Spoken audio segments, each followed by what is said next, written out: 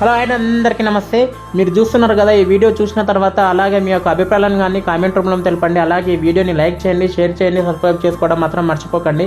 ఇది చూస్తున్నారు కదండి, ఈ వీడియో ఎక్కడో కాదండి, మన హైదరాబాద్లోని టోలీచౌకి ఫ్లైఓవర్. టోలీచౌకి నుంచి స్టార్ట్ అయిపోయి ఫ్లైఓవర్ రాయదుర్గ దగ్గర ఎండ్ అవుతుంది. చూడండి, ఈ ఫ్లైఓవర్ మీద ఒక 15 days నుంచి చూస్తున్నాను నేను. చెత్త చెదారం చూడండి ఎంత నిండిపోయి, మళ్ళీ దాన్ని సంచులలో నింపి క్లీన్ చేయకుండా ఎలా పెట్టారో చూడండి.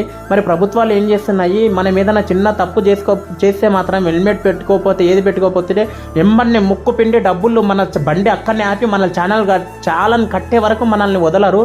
మరి అలాంటిది ఇప్పుడు మేము ఎవరి మీద చాలని వేయాలి? మళ్ళీ అది కాకుండా వీళ్ళు డైరెక్ట్ మన అకౌంట్లో నుంచి డబ్బులు కట్ చేయాలని మళ్ళీ మాట్లాడుతున్నారు కదా సార్. మరి ఇప్పుడు మీరు తప్పులు చేస్తున్నారు కదా, మళ్ళీ మేము ఓటేయాలి, మళ్ళీ మేము ట్యాక్సులు కట్టాలి, ఇన్ని చేసినా కూడా మరి మీరు మాకు ఎలాంటి ఫెసిలిటీ ఇస్తున్నారు? ఇలా చెత్త పెట్టడం వల్ల ఈ చెత్త మా ఫ్లైఓవర్ మీద వెళ్తుంటే గాలి వచ్చి ఆ గాలికి కండ్లల్లో పడిపోయి మేము బండ్లు నడుపుతుంటే కింద పడిపోయి ఫ్లైఓవర్ మీద నుంచి కింద పడిన తర్వాత మా ప్రాణాలని చెలగాటంతో ఎందుకు ఆడుతున్నారు సార్? అంతంత చెత్త పడితే ఎలా చెప్పండి? వెళ్ళే కార్లు యాక్సిడెంట్లు అయిపోయి అన్ని దెబ్బలు తినాలి, తన్నులు తినాలి, కాలు చేతులు ఇరగొట్టుకోవాలి. అయినా కూడా మళ్ళీ మీరు మాత్రం పనులు చేయరు. మేము ఏదైనా చిన్న తప్పు చేస్తే మాత్రం మిమ్మల్ని ముక్కు పిండి వసూలు చేస్తారు కదా సార్. ఇది న్యాయమా సార్? మీరు చెప్పండి సార్. ఎందుకు ఇంత చెలగాటం ఆడుతున్నారు సార్? ఇది ఎంతవరకు న్యాయం సార్? దయచేసి వీడియోని ప్రతి ఒక్కరు అర్థం చేసుకోండి.